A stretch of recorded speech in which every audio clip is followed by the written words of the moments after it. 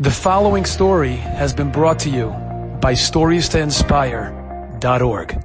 Never underestimate what you can do, even the small things. And with that, I'd like to simply say goodnight and tell you that I know of a family that moved into Bensonhurst about 50 years ago. It was named the Bergstein family. Bergstein family had a choice of buying a house on 86th Street or in Long Island. Now, there was a very big difference between these houses. 86th Street, like most New York houses, it was very cramped, somewhat. The only land that you got with your house was a 2x2, something that they called a garden in the front, and a driveway, and that was it. In Long Island, on the other hand, where all the modern Jews were going, there they had big, beautiful backyards. Matter of fact, they had tennis courts right around the corner. They had all the room and all the space to be able to live life to its fullest. And they were torn, the Bergstein family. Should they buy the Brooklyn house, cramped? Or should they buy the Long Island house, with beautiful rachavut? It was the same dollars and cents, but look how much more they got for their money. You know which house they bought? They bought the Brooklyn house. They didn't go out to Long Island. And when asked why, although they weren't religious, their answer was, the husband, Mr. Bergstein, Mr. Sidney Bergstein, he said, I'd like to be around Yiddish people. I'd like to be around Jewish people. I like seeing the kids walking with their father on Shabbat. I like seeing it. I like being around it. For that alone, I'd rather live cramped in Brooklyn than go out to Long Island and see nothing but the trees. And he bought in Brooklyn. And they had a little girl.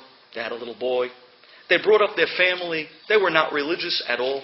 But you can imagine that this little girl, around religious people in the area, she got curious when she saw the little boys going to Shul Shabbat. And she too wanted to start learning more and more about Judaism.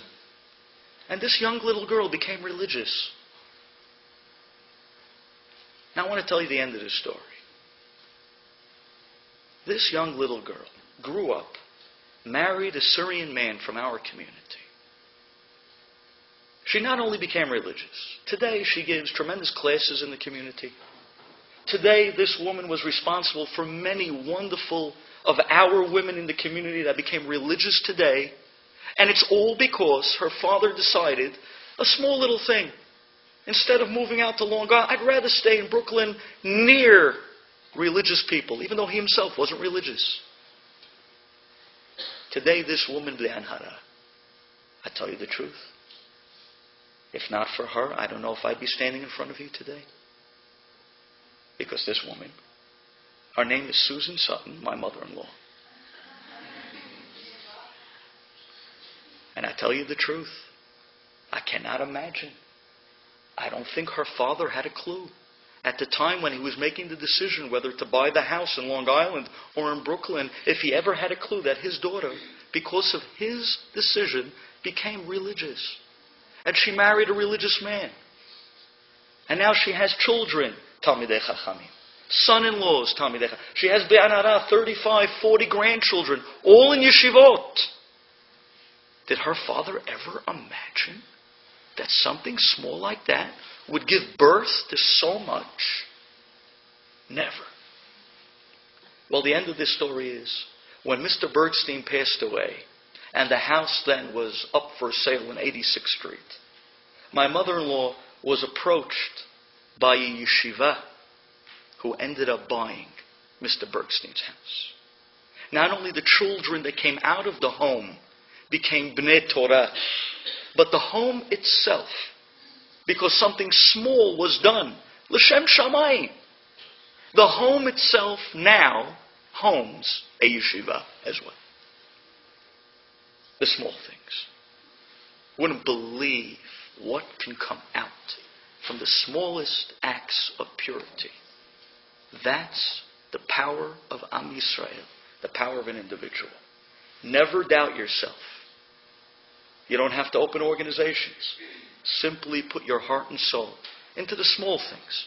Watch the ripple effects. How many people you're going to affect. They'll blow your mind.